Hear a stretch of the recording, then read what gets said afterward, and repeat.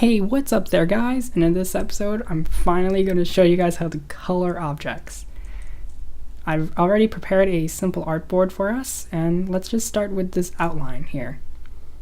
So to add a color to any object, the simple one is just to click randomly down here. Look at this. Look at all these colors. Of course, if you don't like a color at all, you can actually hit a tiny X here and you can get rid of that fill. And you go back to being completely transparent. See? Or, oh geez, I should have chose a better color. Here, something like that. Of course, those who are super keen-eyed will notice that this outline isn't actually changing at all when I click around. So, how do you change the outline? I guess is the apparent question. And to do that, you can just hit this little tiny button that says stroke. And that'll bring up the stroke and fill menu.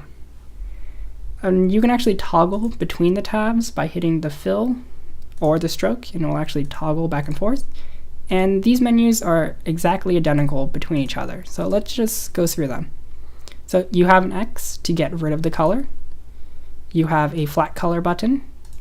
If we go over to fill so you can see it a little better, there's a linear gradient button and a radial gradient button. We'll get to those tools at another time as we slowly make our way down this toolbar. And of course you have a few color options here. So you have red, green, blue, you have hue, saturation, light, you have cyan, magenta, yellow, keen. The good old color wheel for you to choose color. Oh geez, that's a terrible looking color. Ooh. Well, you've got the good old color wheel, and then you got the CMS. I have no idea what this is. Content management system? Is that good enough? Yeah, that's probably right. Of course, you're gonna find yourself probably using the RGB value a whole lot more. And this allows you to choose how much red, how much green, and how much blue are in your colors. Of course, if you're not about that like manual inputting life and you just want to input hex colors, you can actually just copy your hex color down into here. So let me just grab a quick hex color.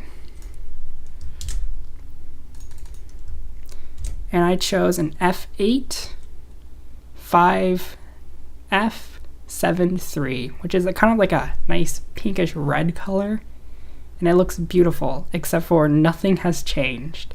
And that's because it's technically RGBA, so you need an alpha channel. So after every hex color, if you just type in an FF, they'll give you a solid color.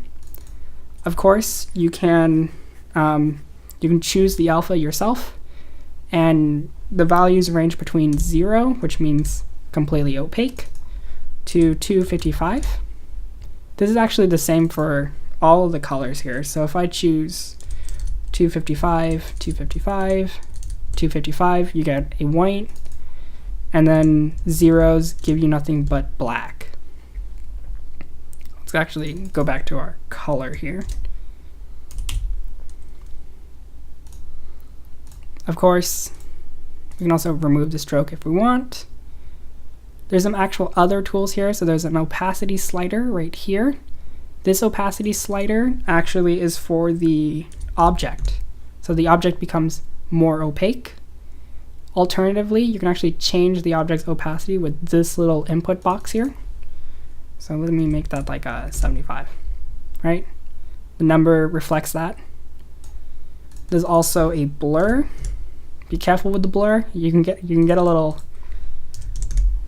You can get pretty bad pretty quickly. We're gonna leave that off. Bring out a stroke, yeah, and then let's just change that to like solid 333. Good.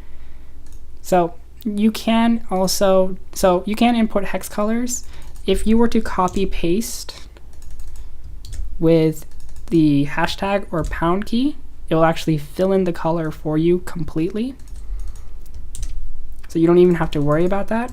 Let me just copy and paste some hex colors into this. right? Look at that. Look at that solid color palette. Looking pretty good. So that is it actually for this episode. So just a quick recap. You can add a stroke. You can change your stroke by going to the stroke tab and changing the colors altogether.